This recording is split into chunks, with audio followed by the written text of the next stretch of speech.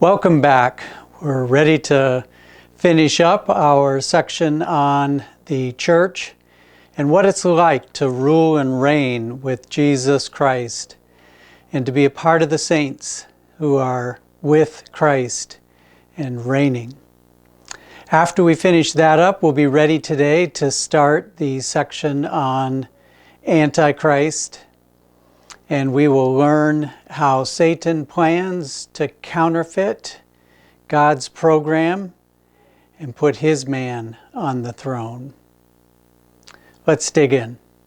All right, so we start today with this verse that we had just read when we ended last time in the book of Revelation. Remember, there's this scene in heaven, the announcement that the bride has made herself ready, or the wife of the Lamb has made herself ready.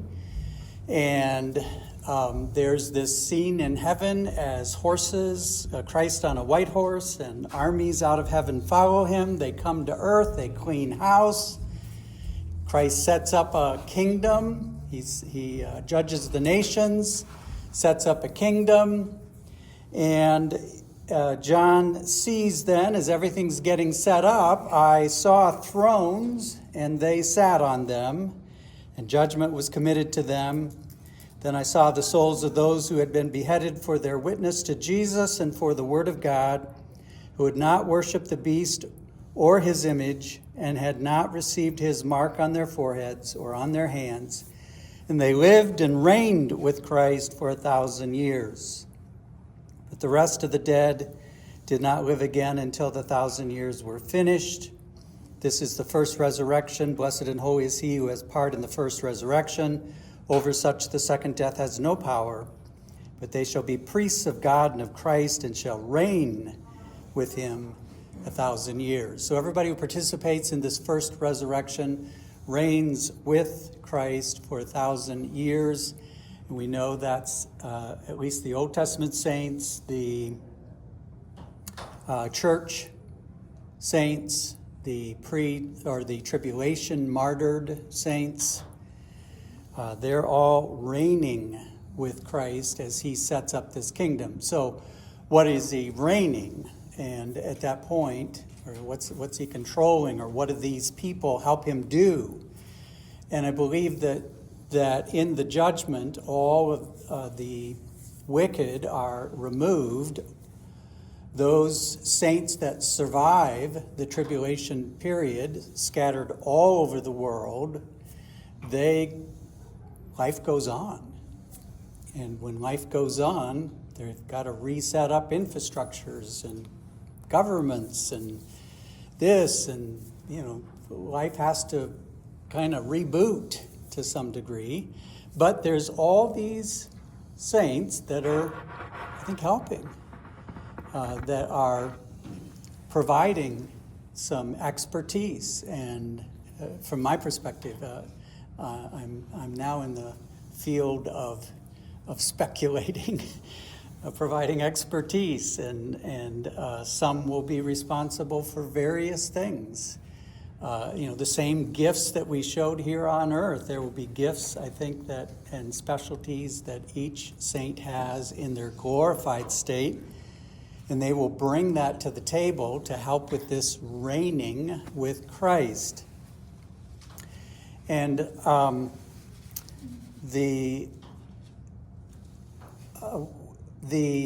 this particular concept of the saints ruling with Christ, this isn't the only place this has appeared, and it's been predicted and hoped for by the saints of all ages. Daniel talks about it. Christ spoke about it to his disciples. The Apostle Paul speaks about it. And then we have it here stated again in the book of Revelation. And so what I want to do is just read some of these other passages about Daniel and what Christ said and what Paul said, and then show you one interesting statement by Jesus Christ that again seems to support this picture I just painted of resurrected, glorified saints interacting with people on earth, just like you and me, in the same way that Christ, in his resurrected body and state, interacted with his physical disciples, just like you and me. The same type of thing will happen in the future. So that's where we're headed here. So I want to start with Daniel chapter 7, verses 13 through 14. It says, I was watching in the night visions, and behold, one like the Son of Man, coming with the clouds of heaven. He came to the Ancient of Days, and they brought him near before him. Then to him was given dominion and glory and a kingdom, that all peoples, nations, and languages should serve him. His dominion is an everlasting dominion which shall not pass away, and his kingdom one which shall not be destroyed. Verse 26, jumping down to verse 26. But the court shall be seated. This is after this terrible description of Antichrist. But the court shall be seated, and they shall take away his dominion, to consume and destroy it forever. Then the kingdom and dominion and the greatness of the kingdoms under the whole heaven shall be given to the people, the saints of the Most High. His kingdom is an everlasting kingdom, and all dominions shall serve and obey him. Daniel 7:26 through 27. Now here's what Christ said in Luke chapter 22, verses 29 through 30, in talking with his disciples.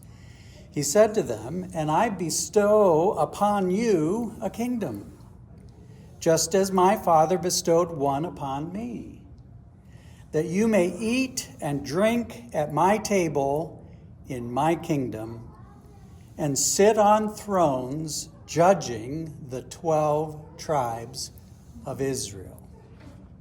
All right, now we just have a pretty specific spelling out of the responsibilities of the apostles. They're not going to be they're not going to be located in the kingdom and their responsibility of ruling and reigning with Christ in Zimbabwe, Africa.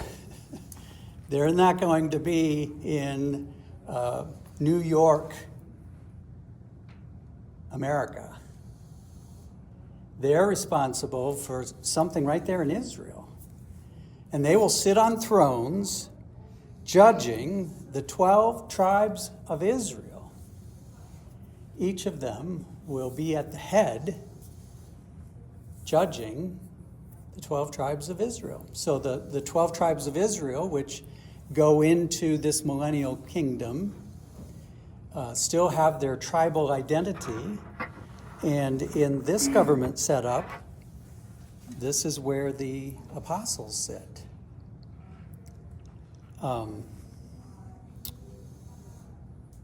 In 1 Corinthians, this is what Paul says. 1 Corinthians 6, 2 through 3. Do you not know that the saints will judge the world? And if the world will be judged by you, are you unworthy to judge the smallest matters? Do you not know that we shall judge angels? How much more things that pertain to this life? All right, so here the Apostle Paul seems to reveal that one of those infrastructures, one of those responsibilities as saints rule and reign, is a completely revised court system, completely redone with glorified saints, is part of my takeaway from those verses. So the resurrected saints, and that's about as specific as I know to get. I mean, anything beyond that is pure speculation on my part. That seems to be what these verses imply. But I think it's probably much huger than that, larger in the sense of now we're trying to run a whole world again, all under one centralized government. And for all of the branches or all of the ways that we need government to take place, there's going to need to be glorified saints that fill those positions or who are supervising over people they put in those places. And they're helping them, supervising them, whatever. Is this during the millennium? Yes. I see this is taking place during what we call the millennium. So can you go back to that last verse that you had? Go back a slide.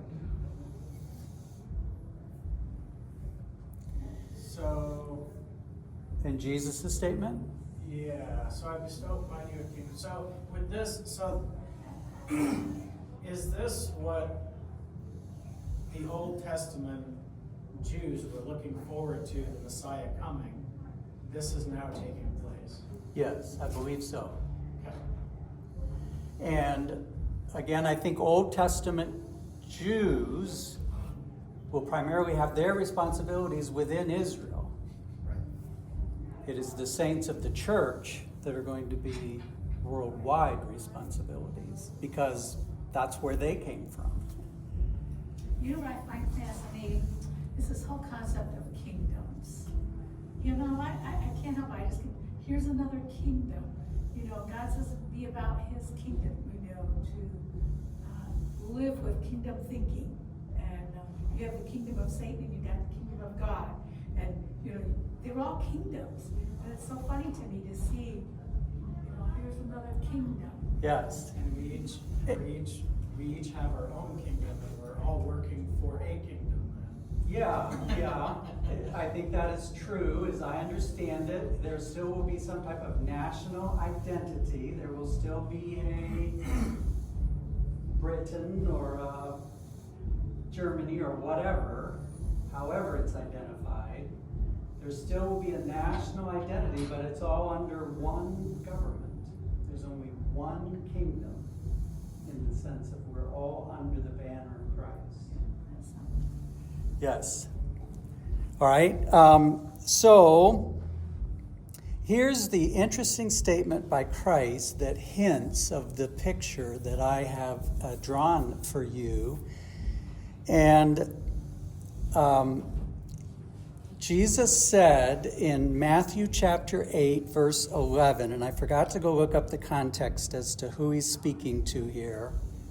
Maybe somebody can catch some of that context for me and help me fill that in again. But Matthew chapter 8, verse 11, Jesus said, "And I say to you that many will come from the east and west and sit down with," what does it say? "They will sit down with Abraham, Isaac, and Jacob in the kingdom of heaven." And that, just imagine the reality of people being able to make a trek from Jamestown, New York, to go over to their Holy Land trip. Only in their Holy Land trip they can actually sit down and talk with Abraham, Isaac, and Jacob. They can actually interact with them.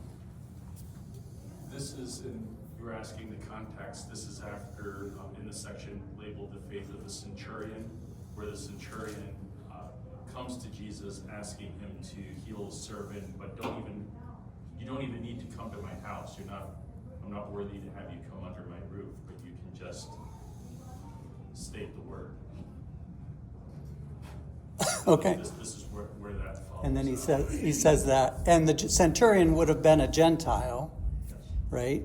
Yeah. And so here's a Gentile seeking out Christ.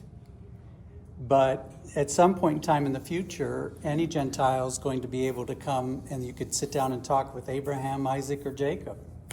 They'll be there. And you'll know them. And you'll know that. Yeah, they'll still have their identity. Hey, this is Abraham. This guy sitting right here, that's Abraham. Yeah, they still have their identity.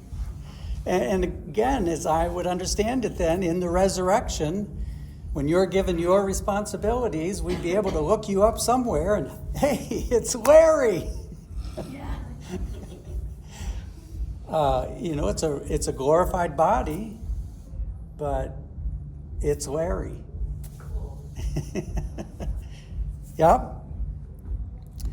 All right, any questions about that? The church took us quite a while, but we have journeyed all the way from the early church and its responsibilities to the glorified church that now has responsibilities in the kingdom of the millennial kingdom and rule and reign with Christ.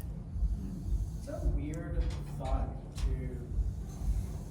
for one, we can't quite envision glorified bodies to begin with. But then to have interactions between us from those who have gone into heaven, we're coming back, we're going to have all these responsibilities in glorified bodies and interacting with all these people on earth who are just living as humans, not having glorified bodies. It's just a really weird interaction. Right. And to whatever degree, when Christ interacted with the disciples after his resurrection, it'll be similar. And so, maybe you're there one instant and gone the next. I don't know. All right? And so it's beyond our scope to try and go beyond that at the moment. We'll come back to the concept of the millennium briefly. We'll talk about the New Jerusalem. I know they're the heavenly city of Jerusalem. There's some things there we still need to revisit, but that's kind of another triptych. All right, so I think, anything else? Ready to start triptych number 5. Did you all pick up your new triptych in the back? If you haven't, be sure to grab that. This is triptych number 5. We've said before that God desires one heaven-sent king of Israel to rule them all. Satan wants to beat God to the punch. Satan wants to beat God to the punch. And we have the starting point as the rise of Antichrist, and the destination is the destruction of Antichrist. The maps we will be looking at throughout this journey appear in Daniel and Revelation. All right? So I'm kind of calling this Satan's last gasp. And when we looked at the rapture, we saw that the coming of Christ to this earth is at least 7 years away because Daniel's 70th week has not happened yet. Satan makes his last gasp effort and tries to beat God to the punch, figuratively speaking, during Daniel's 70th week. In fact, when Antichrist in a way is kind of the one that sets the time bomb ticking. He lights the fuse to a certain degree. And when this 70th week has played itself out and becomes history before Christ returns, or then Christ returns as conquering king. We did talk about how Christ will return in the air for his church and end the church age just before Daniel's 70th week, and that could happen today. That could happen at any moment. I haven't used a lot of charts or pictures in this presentation so far, but I do have one here as just kind of overviewing the church age and what we've taught so far. We've looked pretty extensively at this part right here with the church. But we see Jesus coming out of heaven and returning to the earth with the armies of heaven. And so Jesus is returning. He is coming again. And he's going to come again as conquering king. King of kings and Lord of lords. Remember that written on his thigh? So he's coming again as conquering king to sit on the throne of David and to rule over all of the nations of the earth. And we do mean all of the nations of the earth. But it raises a question. Can anyone or anything stop this return of Jesus Christ and the subsequent glorious kingdom? Can anyone or anything stop it? The answer, no. But that doesn't stop Satan from giving it the old college try. You've heard that expression before? Gave it the old college try. Well, that's a phrase that speaks of someone who has a burden on them of trying to win despite the odds. The theatrical showboating that goes with making a spectacular try with absolutely no chance of making the play. The wild attempt to make a play. But the goal is never reached. But somebody sure tries hard trying to. Here's something you need to know about Satan. I know you know this, but let me reemphasize it. In order to understand what we're about to study, you need to remember that Satan's whole goal in his existence is to counterfeit the program of God. He desires nothing more than to counterfeit the program of God. Let me read you a statement that I believe is attributed to Satan in Isaiah chapter 14 and verse 12. This is said of Satan's attitude when he fell, the pride he demonstrated when he sinned against God and fell and would be judged by God forever. And God looked at him and says, "How you are fallen from heaven, O Lucifer, son of the morning. How you are cut down to the ground, you who weakened the nations. For you have said in your heart, I will ascend to heaven. I will exalt my throne above the stars of God. I will also sit on the mount of the congregation on the farthest sides of the north. I will ascend above the heights of the clouds. I will be like the Most High God." Now that little conversation or that little heartbeat of this evil being, Lucifer or Satan, was captured by God. So you could read it. So you could know his intent. You could know why he does what he does. You could know what he's trying to do. And you see, Satan in his pride thinks that he can do anything God can do. And his whole goal is to do anything God does. Anything that God reveals he's trying to do, Satan will try and attempt the same thing.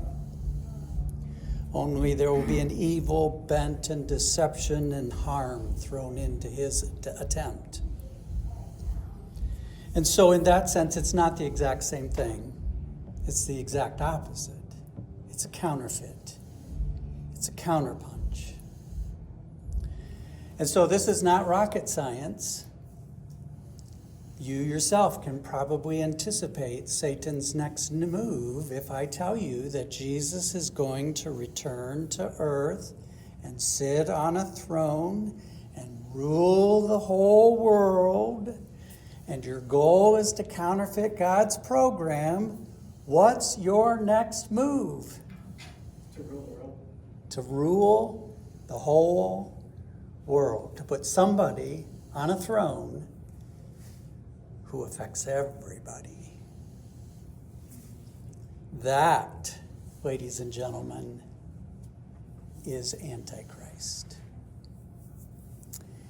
He will be raised up as a world leader who will sit on a throne and attempt to control the entire world. And to a limited degree, he will be highly successful at that. And that's why the Bible calls this world leader, gives this world leader the title, when he comes to power, of Antichrist. Because the Greek preposition anti, there's several possible meanings. It can mean before Christ. It can mean instead of Christ. It can mean against Christ. It can mean in place of Christ. The Greek preposition anti is, if you do a language study, it's used in those ways throughout the Bible. Before Christ, instead of Christ, against Christ, in place of Christ. That's why the Bible calls him Antichrist. I'm saying, and that in the sense of the words used, I think they all apply Yes. in that way. Yeah. And this world leader looks good on the outside, but he's one evil dude, full of deception. And you see, here's how I kind of picture all of this. God is pictured as in heaven. Christ is on the white horse. He's about ready to come to heaven and deliver the knockout punch. And Satan's going to try and throw some counter punches before he gets here. And he'll put a world leader in place and try and thwart God's program. So here's what I want to start with, is with the rest of our time for today. We're going to survey some Bible passages and just read them. They speak of Antichrist. There's quite a few we're going to be reading that speak of Antichrist. We'll just read it, let it speak for itself, but then I'm going to ask you to make some observations about what you just read. What does it tell you about this guy? What did you see? So we're going to go as far as we can, just surveying some of the passages. When we come back 2 weeks from today, we're going to look at what I believe are 9 counterpunches thrown by Satan at God through Antichrist during this time. And if I give you that little caveat, you may keep that in mind and think about that as we read them. All right? So we start with the first rather lengthy description of Antichrist in the book of the Revelation, chapter 13. Revelation, chapter 13. Then I stood on the sand of the sea, and I saw a beast rising up out of the sea, having 7 heads and 10 horns, and on his horns 10 crowns, and on his heads a blasphemous name. Now the beast which I saw was like a leopard. His feet were like the feet of a bear, and his mouth like the mouth of a lion. The dragon gave him his power, his throne, and great authority. And I saw one of his heads, as if it had been mortally wounded, and his deadly wound was healed. And all the world marveled and followed the beast. So they worshiped the dragon who gave authority to the beast, and they worshiped the beast, saying, "Who is like the beast? Who is able to make war with him?" And he was given a mouth speaking great things and blasphemies. And he was given authority to continue for 42 months. Then he opened his mouth in blasphemy against God, to blaspheme his name, his tabernacle, and those who dwell in heaven. It was granted to him to make war with the saints and to overcome them. And authority was given him over every tribe, tongue, and nation. All who dwell on the earth will worship him, whose names have not been written in the book of life of the Lamb slain from the foundation of the world. If anyone has an ear, let him hear. He who leads into captivity shall go into captivity. He who kills with the sword must be killed with the sword. Here is the patience and the faith of the saints. Then I saw another beast coming up out of the earth, and he had 2 horns like a lamb and spoke like a dragon. And he exercises all the authority of the first beast in his presence and causes the earth and those who dwell in it to worship the first beast, whose deadly wound was healed. He performs great signs, so that he even makes fire come down from heaven on the earth in the sight of men. And he deceives those who dwell on the earth by those signs which he was granted to do in the sight of the beast, telling those who dwell on the earth to make an image to the beast who was wounded by the sword and lived. He was granted power to give breath to the image of the beast. Really interesting, weird statement. He was granted power to give breath to the image of the beast, that the image of the beast should both speak and cause as many as would not worship the image of the beast to be killed. He causes all, both small and great, rich and poor, free and slave, to receive a mark on their right hand or on their foreheads, and that no one may buy or sell except one who has the mark or the name of the beast or the number of his name. Here is wisdom. Let him who has understanding calculate the number of the beast, for it is the number of a man. His number is 666. Wow. That's Revelation 13. All right, we can't do a lot of detail, but I mean, what strikes you? What stands out about this guy? The world is going to follow. All right, he's going to have a lot of followers, and he will force some of that following. Follow him or else. Something that just hit me that I'm not sure I quite have thought about before is the first part of the description is, this beast with horns and feet like a lion and face like I don't know, I've always envisioned the Antichrist as a normal person. I'm like, well, so is it talking about actual, the person writing this is kind of saying what he's seeing or something, I don't know. Or is it more like the characteristics of his head and what he says, his feet and what he does with his feet? I never really thought about that. Yeah, so I see it as characteristics. He's using metaphors to help us understand what he's like. But yeah, he will be human in form and in many ways. But there is something in this passage that makes him unusual. He talks about his healing from a mortal wound. What's that all about?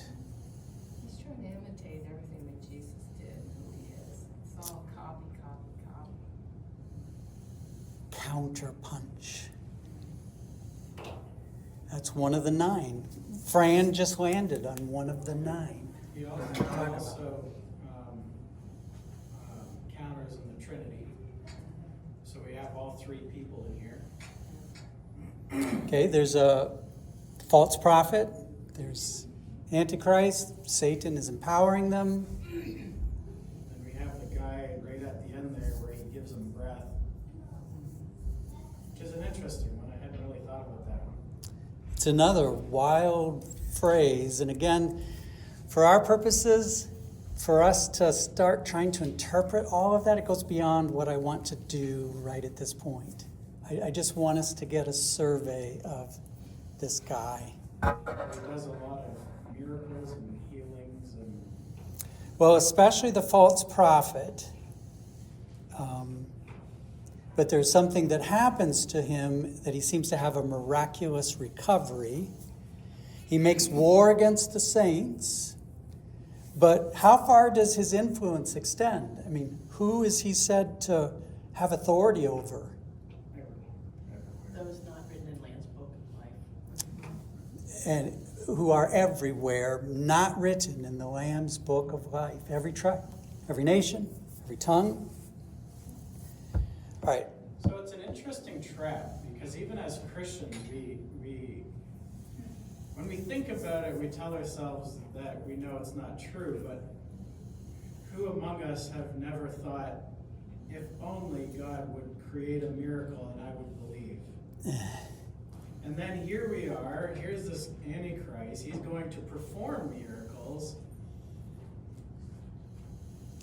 And in deceiving, people will believe. Right. And I forget how it was said, but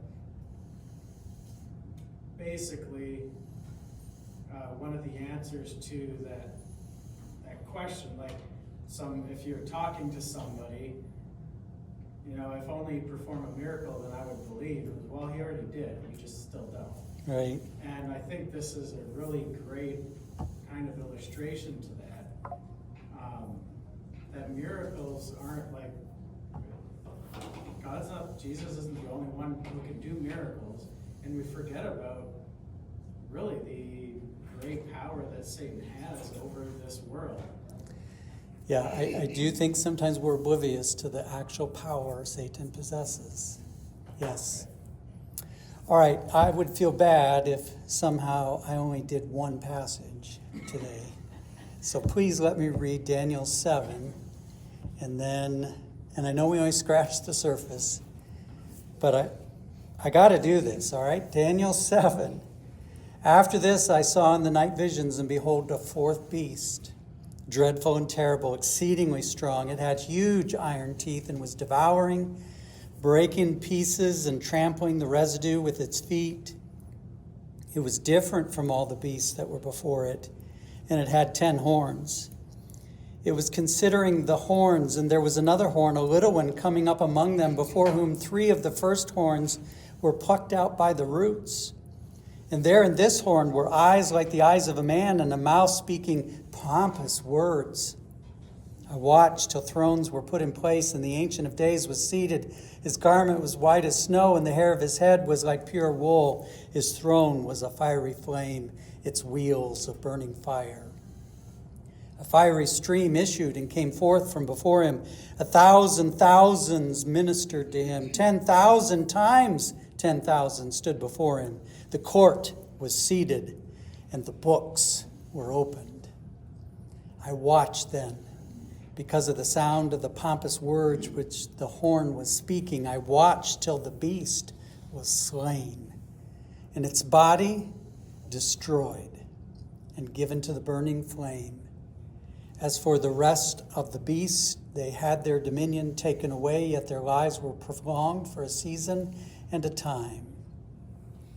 I was watching in the night visions, and behold, one like the Son of Man coming with the clouds of heaven. He came to the Ancient of Days, and they brought him near before him. Then to him was given dominion and glory and a kingdom, that all peoples, nations, and languages should serve him. His dominion is an everlasting dominion which shall not pass away, and his kingdom the one which shall not be destroyed. All right, spend this next couple of weeks thinking about that passage and what does that tell us about him? What perspective does it give us? We still have 4 or 5, I think, other passages to read about him. So then we'll get to the counterpunches. All right, there are several other verses that we will look at and read that describe Antichrist and give us a bird's eye picture of what he's like and what he will be doing. And then next week we will also start to tackle the counter punches that Satan is throwing as he plans to try and beat God to the punch, so to speak. We'll see you next week.